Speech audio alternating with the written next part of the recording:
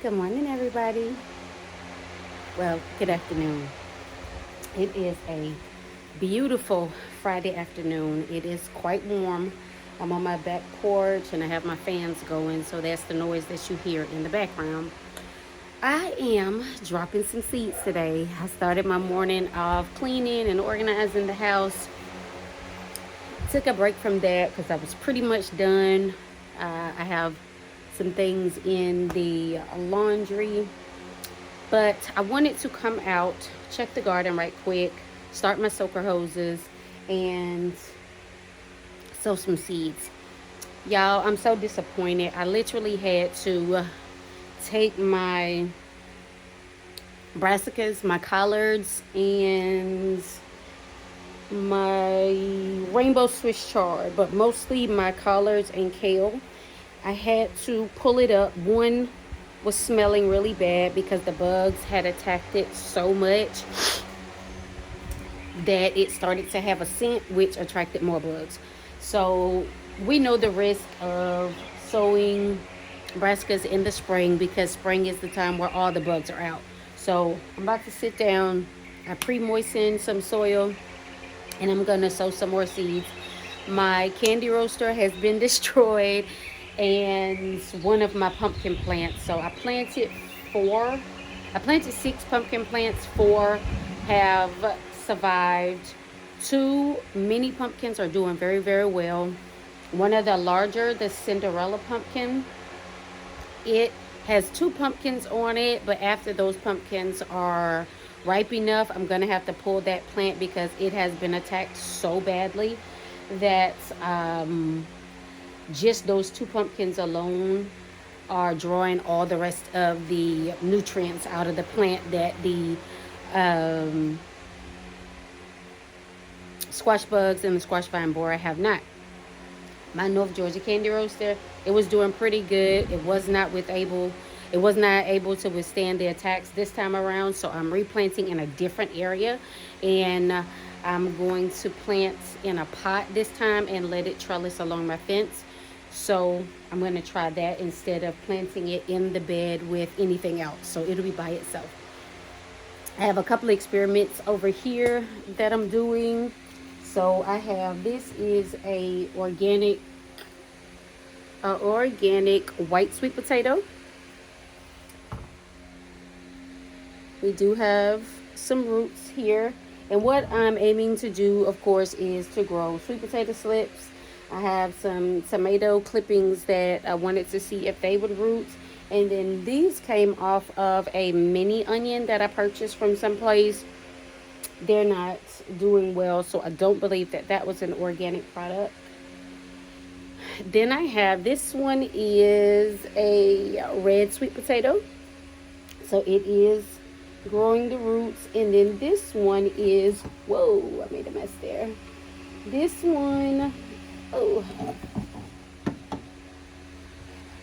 that's what happens when you use one hand. And I think this one maybe a red sweet potato as well. It's not a Beauregard, but it may very well be a red sweet potato. So let's go ahead and fill this one back up with water.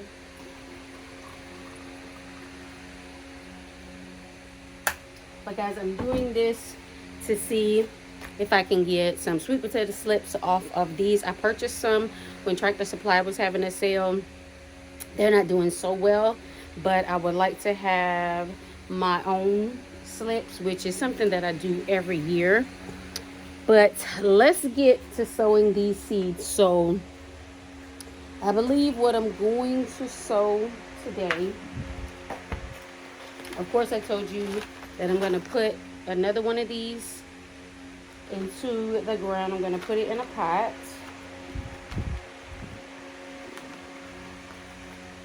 I would like to grow this, so I'm going to see about that. But I'm going to sow 2 different Georgia collards. So both of these seeds are old, so I'm going to heavy sow them. I'm I'm also going to sow an Ice Queen lettuce and then a Merlot lettuce. Again, both of these seeds are kind of old, so I'm going to sow them pretty heavily. And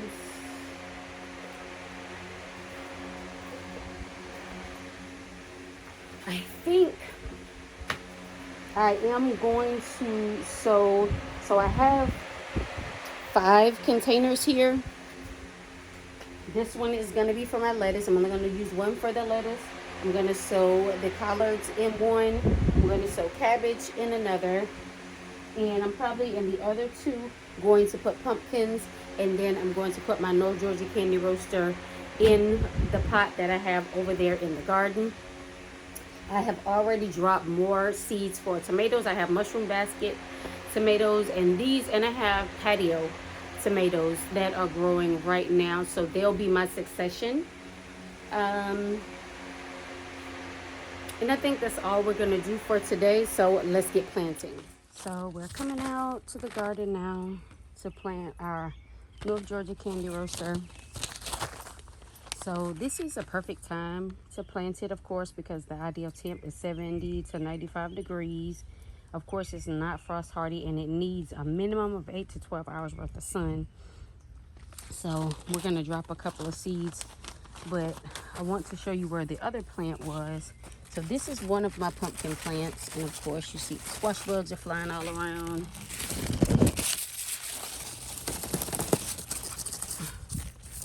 But this is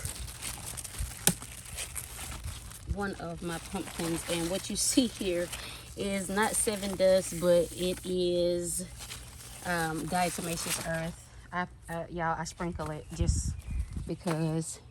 But this is that plant right there. I buried it a little bit more just to try to get a little bit more life out of it and deter the squash bugs. And this is one other pumpkin that is on that plant as well. And this one is sprawling out here, but it's not. You can always tell when your squash plant is not doing well, because of course there are only male plants or male buds.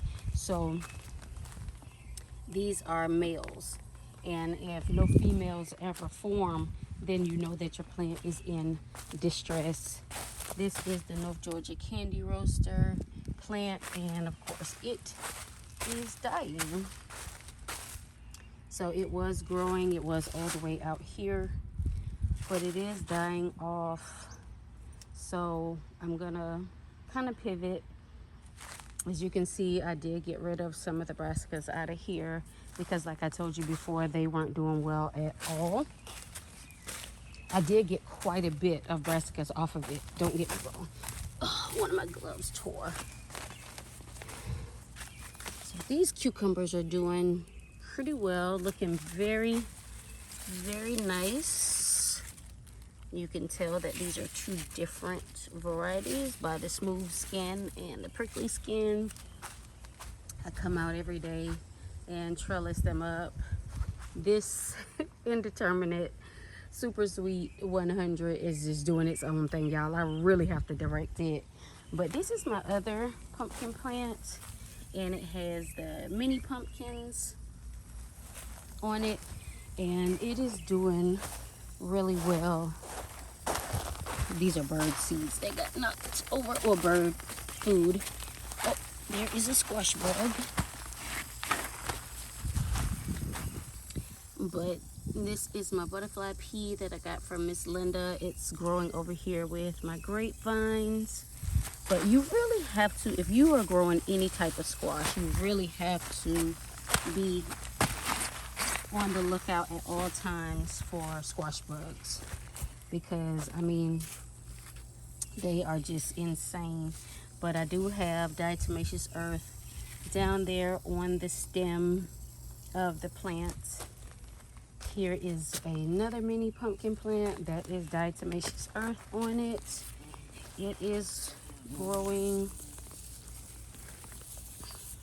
behind this Thai basil here, but it is growing some mini pumpkins, so that is good. But like I said, I need to replace this plant and the plant that I placed in there.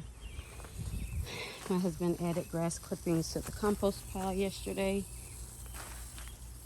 But over here in this mulched area, I finished putting down the pine bark nuggets. This is where I'm going to plant that North Georgia candy oyster. It's going to go in this pot right here. And I'm going to let it trellis all along this fence, and it'll be able to have all of its own space. This is one of my roselle plants. Yeah, and this is that nasty little bug. It flew off, but I don't know what that is. But this is one roselle, and that is the second one. They are loving it in this area, and of course they are in the ground. I had them over here with rhubarb, but the rhubarb just did not take, so I was watching Grown with Hudson and a few other ladies, and they were using Azure Standard, so I'm going to get some rhubarb from Azure. So they do a pickup, they do a drop off not far from my house, so I'm going to do some rhubarb, some yarrow, and a few other things that I haven't been able to grow from seed. I'm going to get it from them, and it's going to get planted near this area here. I started some okra in my green stalk, and soon I'm going to take that out, and it's going to go from the green stalk into this bed here, where again I have Japanese eggplant, I have the carrots in the front, and it's actually potatoes in this bed, but I just let them die back. But where I'm gonna pull this pumpkin, y'all, it's like I can't talk today. I'm gonna pull this pumpkin plant out. Look at those nasty squash bugs. But when I pull this pumpkin plant out, as soon as that pumpkin is ready, this plant is just getting removed, and I'm going to put the okra right here in this area.